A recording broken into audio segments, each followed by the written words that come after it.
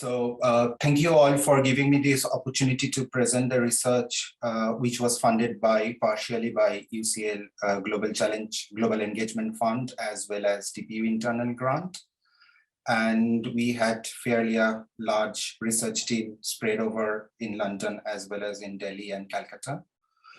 So particularly in this talk, I'll try to kind of uncover some of the things what we realized from doing this research project, which is looking at politics of care, infrastructure, and how they intersect, and how we can look at infrastructure through understanding solidarity networks. So I'll start with this particular artwork by British Kenyan artist Michael Armitage, which is kind of the background of this artwork is Kenyan presidential election in 2017, where a large crowd has gathered in Uhuru Park, which is heart of Nairobi, during a political campaign. And few people climbed up to the tree to see another event at a distance, and others who are at the ground are also looking at another event which is happening in the near vicinity. So this analogy of artwork is kind of very much grounded with the kind of work which we were trying to do, which is also one way this shows some kind of solidarity, organizing of political events, and other way also distancing from each other. And as Arundhati Roy has mentioned, the pandemic is a portal.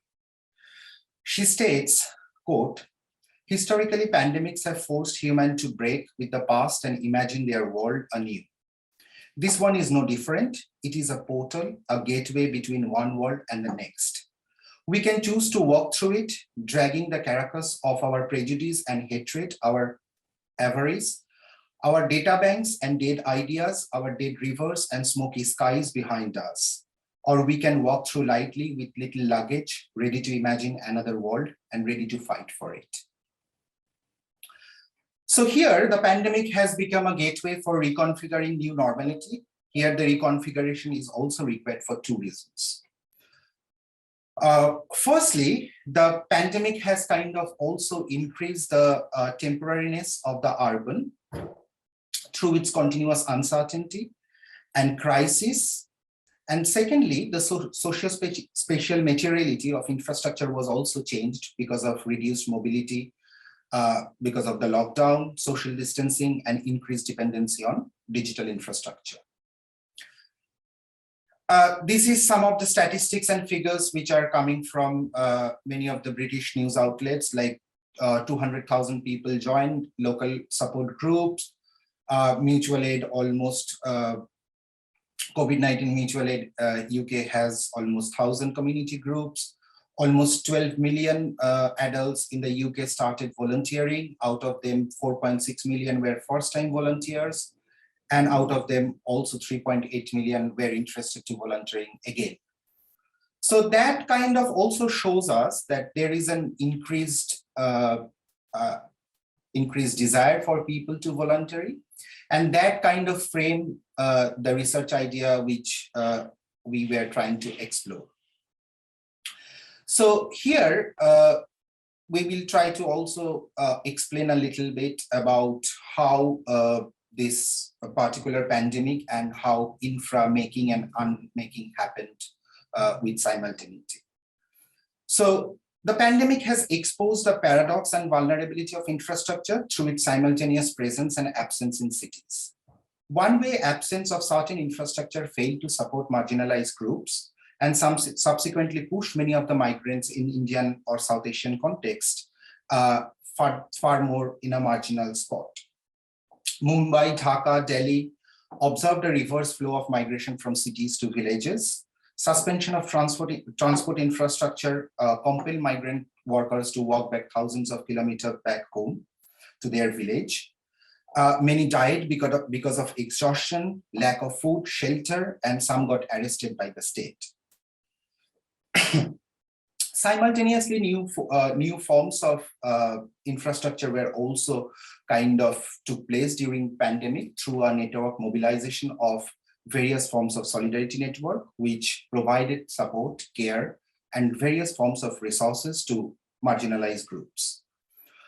Civil society's participation outside the state premises is nothing new, but it was reconfigured through these efforts of volunteering, which I was also highlighting with some of the statistics, like how people are more interested to volunteer and make solidarity work. And for that, to understand how this politics of solidarity and politics of care intersect with each other, so the research focused on COVID-19 mutual aid groups in London, as well as quarantine student network in Calcutta, who were supporting in various ways to communities by doing grocery shopping or even running community kitchen, providing education to street children and various forms of care. And though they both were kind of formed through the community self-organizing mechanism, but their approach and the mechanism and the resources, even the kind of responses to those solidarity actions were very different. So our objective was to define infrastructure through solidarity network, and through the project we try to map key actors who are part of these solidarity networks in London and Calcutta, to also analyze how they mobilize resources to provide care, and map what other forms of solidarity also formed during this time, and the transnational nature of that. So when we speak about infrastructure, this is just a Google imagery. If we do a normal Google search, what kind of images what we get, looking at how the popular discourse around infrastructure is. It highlights mainly highways, electricity grids that support an effective and efficient living. These imageries are also predominantly city-centric, which also brings another discourse of infrastructure, which is dependency on urban living. Whereas the right side of the image is also kind of a community kitchen, which was organized by Quarantine Student Youth Network in a rural area in West Bengal. And when we speak about infrastructure, we do not see these imageries as infrastructure. So here I would like to problematize the idea of infrastructure in popular discourse and try to bring some of the nuances which are associated with that. And here I follow Abdul Malik's formulation of people as infrastructure, where he states, quote, people as infrastructure indicates residents need to generate concrete acts and context of social collaboration inscribed with multiple identities, rather than in overseeing and enforcing modulated transaction among discrete population groups, unquote. Here, infrastructure becomes a site of contestation. Infrastructure becomes also a site of social and site where social and technical intersect in a complex way and co-construct each other. At this juncture, what I would like to also try to reimagine how we look at infrastructure. By showing some of the example, we'll highlight that how we perceive a different imagery of infrastructure. Simultaneously, I will also problematize those imagination by offering a critique of, in some ways, capital, state, and how they collaborate in a complex way. And finally, I'll try to see how we can reconfigure the idea of infrastructure through solidarity networks. To do that, for this particular talk, I'll use 3 tropes. So my first trope is care. So there was also an increased focus on care during pandemic, where NHS clap for carers. People were beating drums, clapping in India, as well as also military infrastructure was used in Indian context to throw flowers on the carers, particularly doctors and nurses. And that also shows that how care was also capitalized by state and try to became a part of jingoist nationalism by the state in Indian context at least, without providing any proper infrastructure to any of the, even to the NHS as well as Indian Health Service, which was struggled badly during the pandemic. All this kind of popular politics were more important to portray care. So here, I also like to bring Goldsmith Care Collective's idea of care. So where they try to see care as an enduring social capacity and practice involving the nurturing of all that is necessary for the welfare and flourishing of human and non-human life. So there were some examples of how care operated in a different way.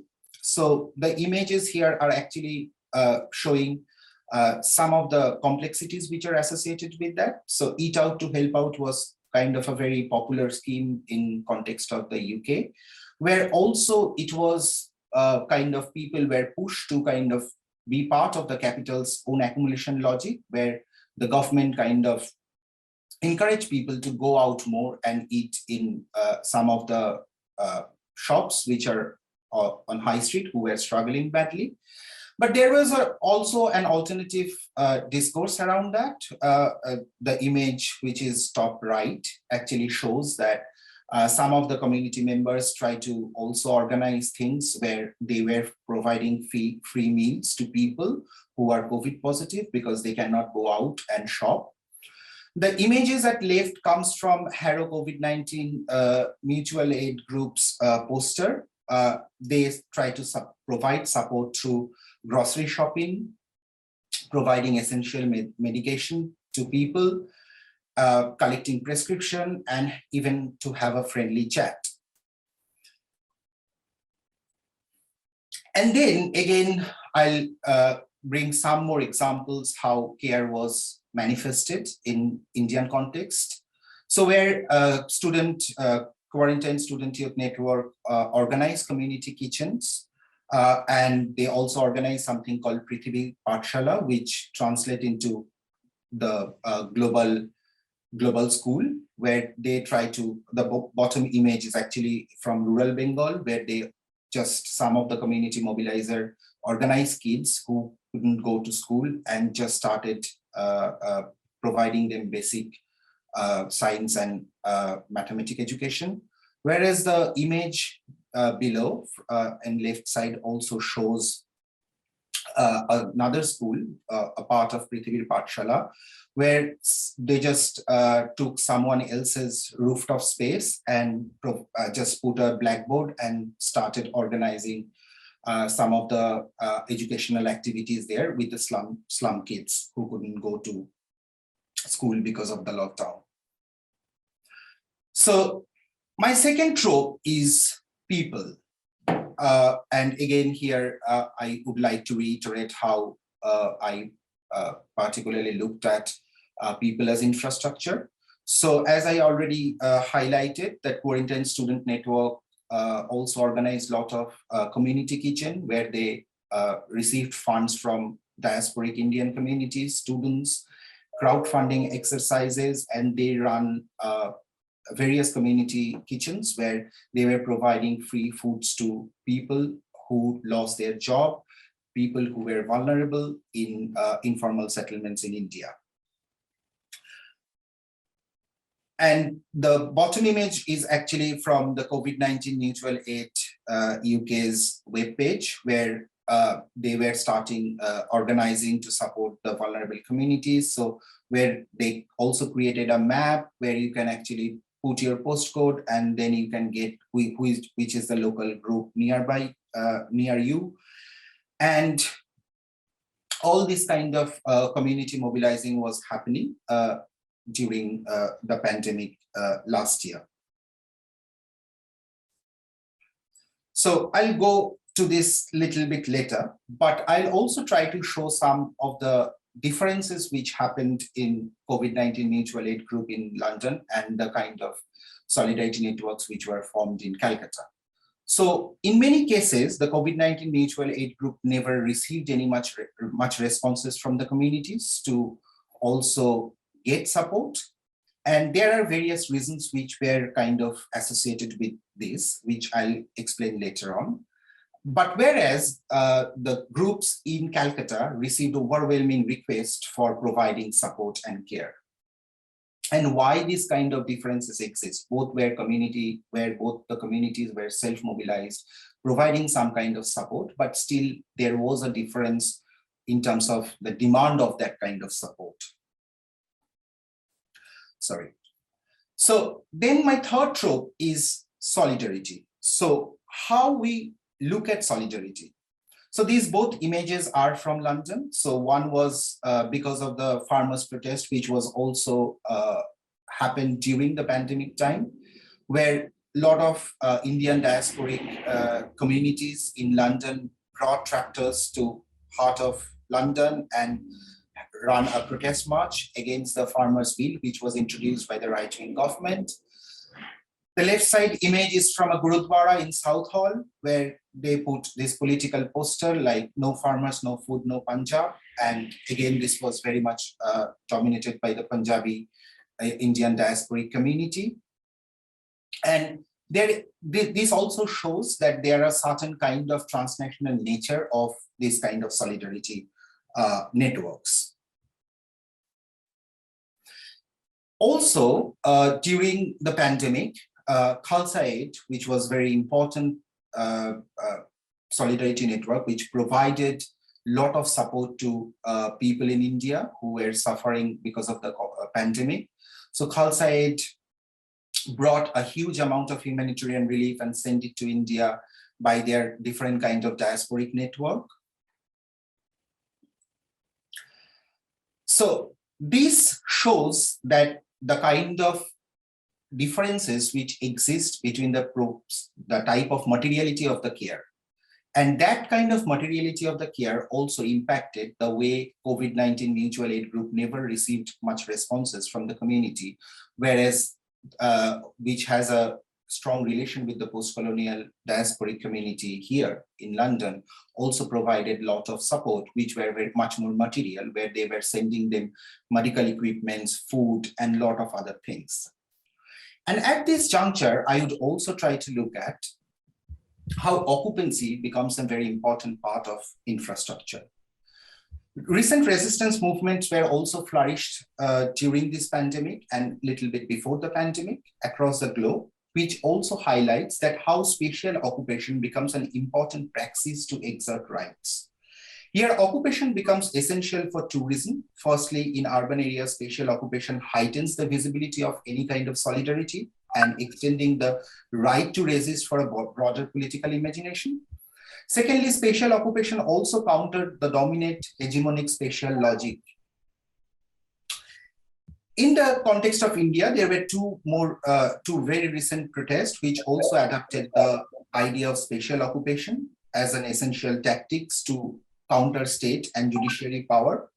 The first one was Shaheen Bagh, which was also dominated by, which was also predominantly by Muslim women, where they kind of formed a camp near Shaheen Bagh area of Delhi and protested against the Anti-Citizenship Amendment Act, which was again imposed by the right-wing government, and it was a sit-in peaceful protest. The image which is on the right, which is also kind of showing how, which was a temporary toilet, which was just brought up near the protest site, and which also against the farmer protest when farmers were occupying heart of Delhi to protest their voice against the farmers bill, which also brings a lot of corporate capital into agriculture sector. And this was all countered by the state by arresting a lot of student groups, a lot of people, activists during that time. There were also a communal state-sponsored riot which happened in Northeast Delhi, predominantly in religiously minority areas. And despite of this massive state violence, communities still continue to protest, and the farmer protest and the occupation is still happening now.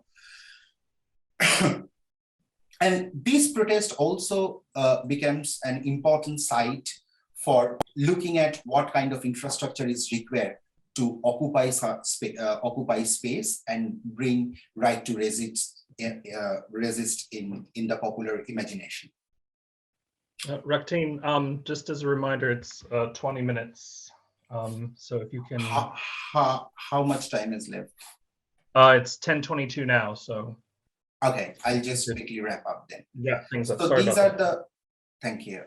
These are some of the images from the protest which were going on. This is again from London.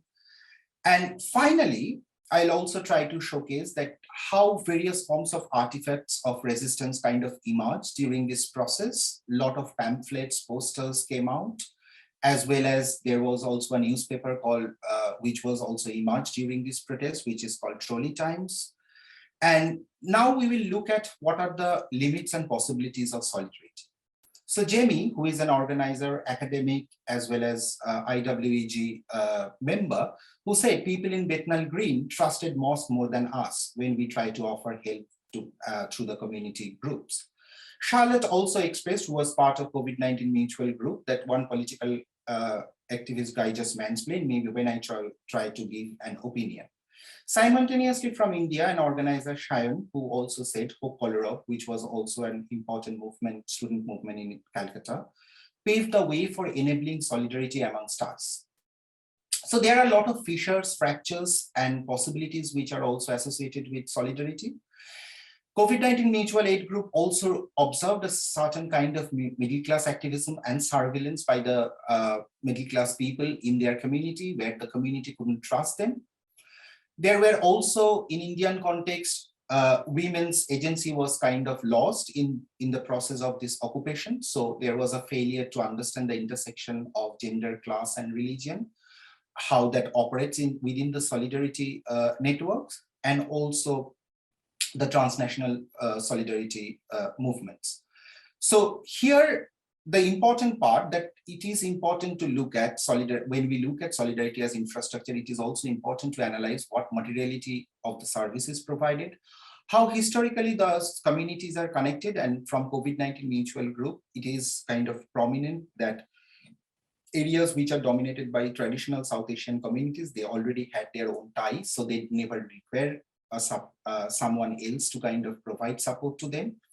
Care is also as a political action, and how intersectional framework can be also used to bring all the solidarity networks together. And this also got us, we as a research team also formed a collective of critical South Asian praxis, and we received a grant from Antipode to look at the solidarity networks more in detail. Currently, we are also I'm just bringing small dissemination strategy, which we are working on. So there will be an academic article as well as popular article and blogs. We have already produced a podcast series of 3 episodes, which will be released in January. We have also received a very recent grant with King's Somerset House Studio, where we are collaborating with artists based in Somerset House, and where we are trying to bring all these artifacts and kind of create a generative archive, which brings all these artifacts of resistance through audiovisual and text, as well as there is also an audiovisual performance is planned to launch event at Somerset House. Thank you very much.